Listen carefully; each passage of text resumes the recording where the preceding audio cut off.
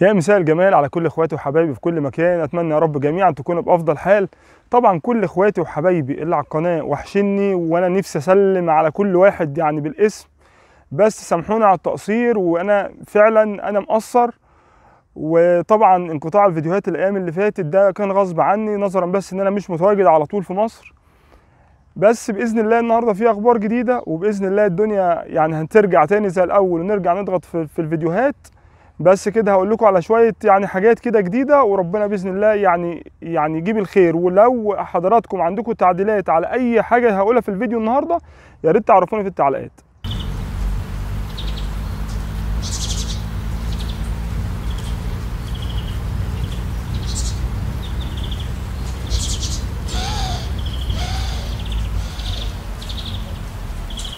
مبدئيا كده احب اعرف حضراتكم انه تم تغيير اسم القناه من الحمام مع العمده لمزرعه العمده.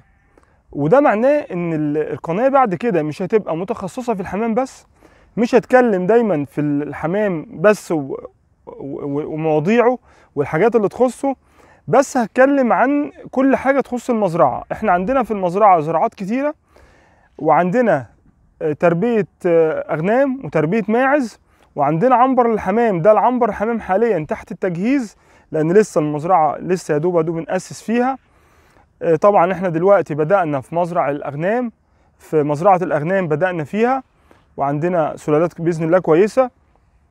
وعندنا في المزرعة زراعات مختلفة هنتكلم عن كل حاجة فيهم.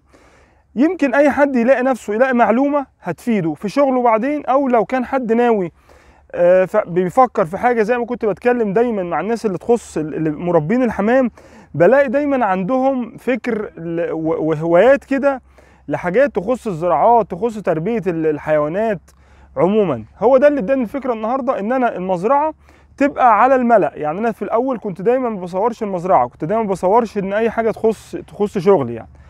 فانا دلوقتي هيبقى باذن الله تصوير دايما عن حاجة. هقول رقم واحد، اقول لكم كده بالترتيب. احنا عندنا الزراعات الموجودة، عندنا زراعات بتخدم على الحاجات الموجودة اللي هي مثلا الحيوانات الموجودة، مثلا زي الماعز والاغنام، بتخدم عليها بشكل مباشر وغير مباشر. مباشر زي مثلا زراعات قطعه مثلا ارض بنزرعها مثلا لعنبر الاغنام، زي مثلا حاليا مزروعه مثلا فول سوداني، عشان طبعا بتخدم عليها، وساعات بتتزرع مثلا برسيم. الكلام ده. في زراعات بقى عندنا غير مباشره برضو، يعني هي استثماريه وحدها، زائد برضو انه بتخدم على الحيوانات موجوده عندنا، وباذن الله الطيور باذن الله ربنا يكرم بعد كده. زي مثلا احنا عندنا شجر جوافه، عندنا شجر ليمون وشجر زيتون ونخل البلح. كل ده طبعا بيخدم على مزرعه الاغنام. ده طبعا بشكل غير مباشر، لان هي بترعى تحته، فده طبعا هي مش مزروع اساسي للحيوانات، لكن هي طبعا في خير من تحتها للاغنام، وطبعا مفيده قوي. فطبعا ايه الحاجات دي كلها موجوده. طيب المهم عشان ما اطولش على حضراتكم، احنا هنتكلم بعد كده في ايه؟ هنتكلم مثلا عن زراعة مثلا فول سوداني وحاجات معينة، وازاي هنمشي 1 2 3 في لحد ما مثلا نحصد. يعني مش هيبقى التخصص تخصص زراعة، لكن الحاجات اللي موجودة عندي، الزراعات اللي موجودة عندي اللي هي في المكان اللي انا دايما هحس ان هي ممكن حد يستفاد منها، هبتدي اصورها لكم واعرضها. طبعا الحمام بتاعنا اللي هو موجود، اللي كنا بنصور مثلا في البلكونة، وكنا بنصور مثلا ساعات في اماكن تانية، كل ده موجود. بس انا النهارده بتكلم عن الموضوع بشكل استثماري. يعني هنا برضو عنبر بتاع الحمام هيكون برضو بشكل استثماري، هيكون عنبر كامل زي عنبر الدواجن، بس هيكون باذن الله حمام بس. طبعا ده تحت التجهيز لسبب، لان هو العنبر ده كان متسكن دواجن بيضه. طبعا الدواجن البيضه في خلال الدوره نفسها بتمر بمجموعه بكتيريا وفيروسات وحاجات كتير قوي بتمر عليها، فما نقدرش نسكن بعديها اي طير غير بعد فتره زمنيه ما تقلش عن 3 4 شهور. ده بعد مجموعه تطهيرات كبيره، خصوصا ان الحمام ده طير معمر. يعني طير ان هو مش مثلا مش زي دوره الدواجن، ان انا بجيب الحاجه لا قدر الله خسرت فكده كده الدوره مثلا هتخلص لها بعد 30 40 يوم. لا، الحمام حضراتكم عارفين ممكن يقعد معانا مثلا في العنبر باذن الله 7 8 سنين. فانا ما اجيبش حاجه النهارده واقعد ابني فيها، وبعدين بعد شهر ولا شهرين تروح تتضرب مثلا بفيروس، ابتدي اقول لنفسي كنت استنيت. طيب برضو عايز يعني اوصل لحضراتكم، يمكن ظهر من كلامي ان انا مركز هنا دلوقتي في المزرعه على تربيه الاغنام والماعز. لمجموعه اسباب. ان انا لقيت الفتره اللي فاتت مفيش حد بيكلمني عن الحمام، ودايما غير لما بلاقيه ملمس معاه يعني تربيه الاغنام والماعز. دايما تلاقي حد بيقول لي بربي، عايز يربي، حد بيكلمني من بره مصر دايما يكون عنده حمام ويقول لي ويسالني عن حد على الاغنام والكلام ده كله. مجموعه اسباب خلتني اسكن اليومين دول ونربي اغنام، او مش نربي اغنام، احنا التربيه في المزرعه موجوده من فتره، بس ما كانش فيه تركيز عليها زي ما هيحصل باذن الله في الايام اللي جايه.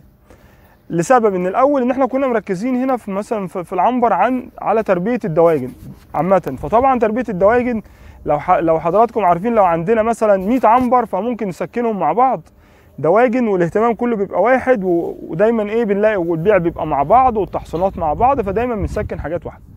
فانا باذن الله يعني بعد كده يعني بعد تفكير طويل، وبقى برضه ان الواحد ما كانش فاضي الايام اللي فاتت، فانا قررت ان انا مش هسكن دواجن تاني، او مش هربي دواجن في المزرعه ابيض تاني. وده تمهيدا طبعا لتربيه حاجات معينه، منهم مثلا الحمام، وباذن الله ربنا يكرم ممكن نزود مثلا طيور تانيه. فطبعا ده برضه ترتب عليه ان انا هبتدي اركز برضه في الاغنام.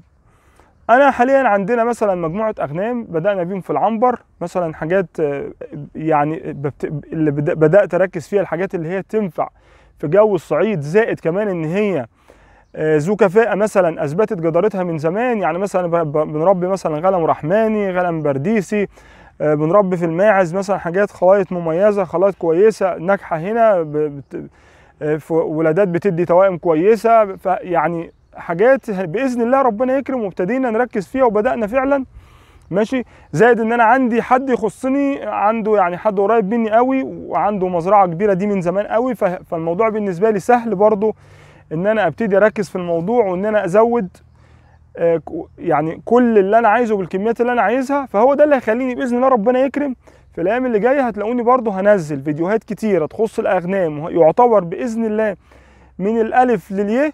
اللي عايز يبدأ معانا هيبدأ من الصفر، وكل حاجة بإذن الله هنعملها برضه هننزلها زي ما قلنا. هننزل في الزراعات، هننزل برضه في الحيوانات والطيور. طبعا أنا بالنسبة لي دايما بيكون تركيزي وشغفي دايما في الحاجات اللي هي الروح، يعني دايما الحيوانات الطيور ده شغفي. يعني هتلاقوني دايما انا بجري بدور، لو انا كل المزرعه هتلاقوني دايما بروح على مثلا المكان اللي فيه حيوانات او طيور وابقى موجود فيه طول الوقت. برضه هكون بنزل فيديوهات، لان انا خلاص بقيت يعني الحمد لله اليومين دول متواجد في مصر، فهتلاقوني برضه بنزل فيديوهات بس في الحمام اللي هو موجود عندنا من الاول، برضه هنتكلم عليه وكل حاجه، واي حاجه تخص الحمام برضه انا موجود معاكم. بس طبعا نظرا لضغط المزرعه الايام دي مش هيكون في زيادات الفتره دي لحد ما باذن الله ناسس العنبر ونظبطه زي الاول تاني. انا متهيألي كده احنا وصلنا لنهايه الفيديو. سامحوني ان انا اتكلمت ورغيت كتير، بس انا قلت لكم ان انا مش كاتب حاجه، والموضوع بالنسبه لي مش مترتب، بس انا حبيت اعرض على حضراتكم وعلى كل اخواتي طبعا، فمش بحاول احسب زي الاول ان احنا هنتكلم في ايه ونعمل ايه. فانا بتكلم، انا عارف كل الناس، يعني ناس كتير قوي نفسي اسلم عليها ونفسي اطمن عليها، بس سامحوني يمكن مثلا مفيش بالنسبه للناس اللي حبايبي واخواتي اللي على القناه، انا ما عنديش الامكانيه ان انا اتكلم مثلا مع حد، معيش ارقام ناس معي، فسامحوني يعني. فدايما بتواصل معاكم في التعليقات، او الناس اللي بتبعت لي واتساب. انا موجود دلوقتي في مصر، واللي حابب يستفسر عن اي حاجه، اللي حابب يسلم عليا، انا موجود. فمعلش سامحوني طولت عليكم النهارده. وصلنا نهايه الفيديو. اي استفسارات مستنيها في التعليقات، واي اسئله، واستنونا باذن الله في فيديو جديد. السلام عليكم.